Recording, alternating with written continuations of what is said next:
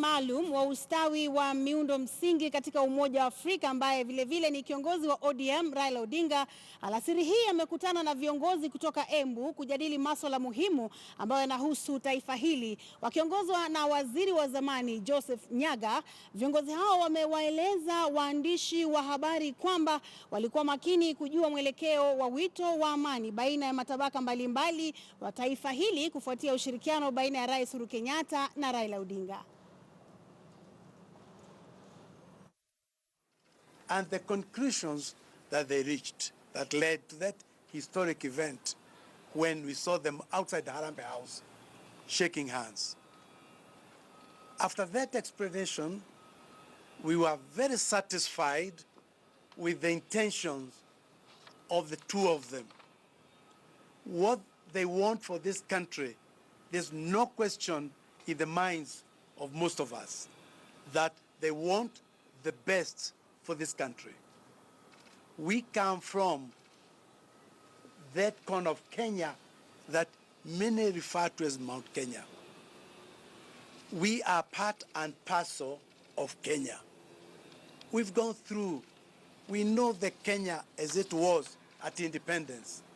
We have concluded and supported there is need to go back to the old Kenya that we once knew. And that's what the President and the Prime Minister were talking about. We are very happy. We will support these initiatives. We'll go back home to wait for the initiative team to come, and also very clear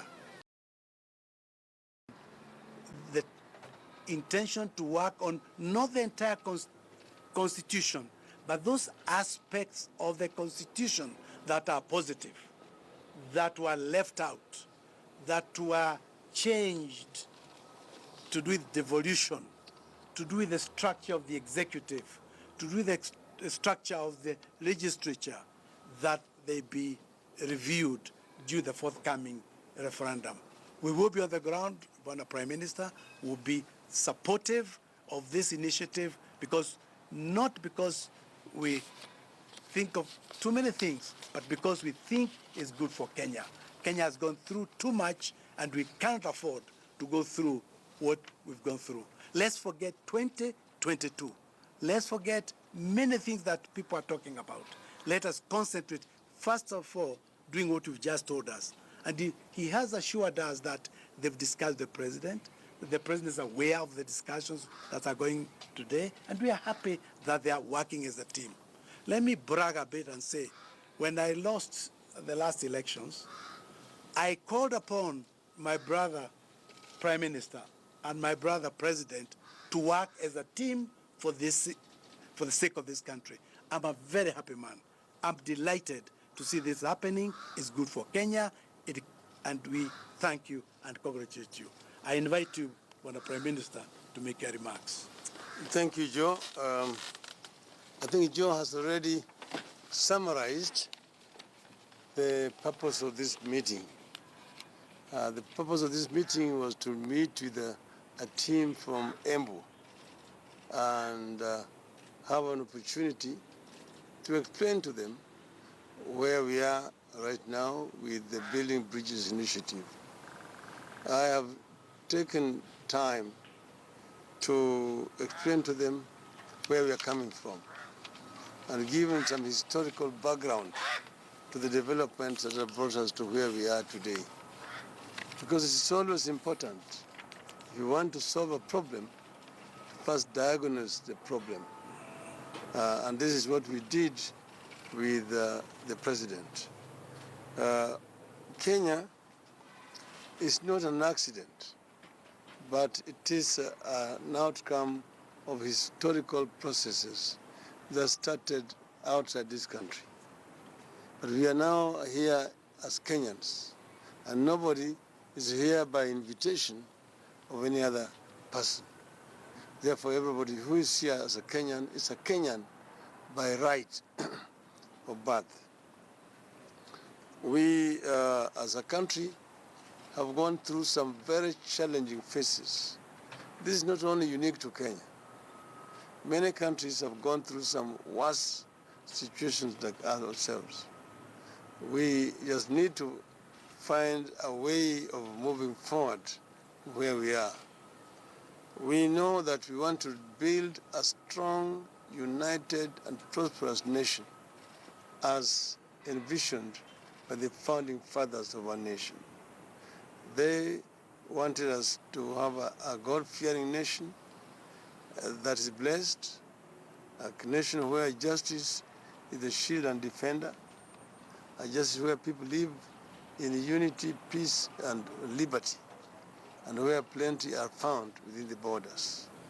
That is basically the canon as coined by the founding fathers of our nation. So that is the direction we want to go.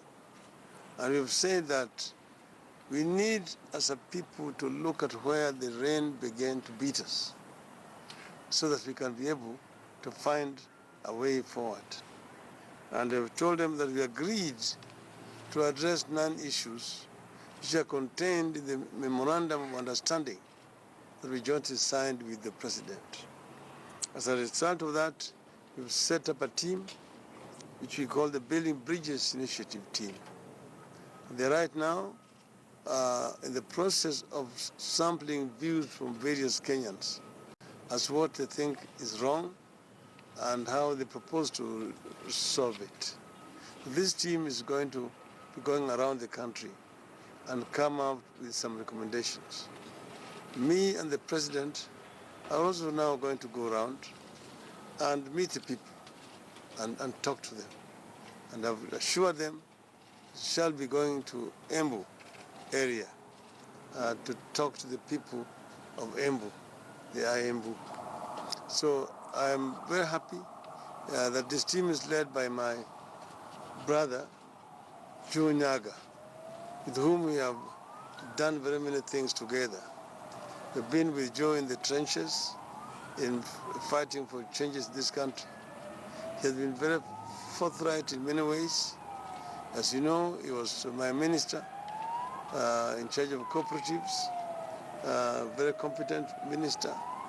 And he has also been a presidential candidate. So Joe knows this country very well.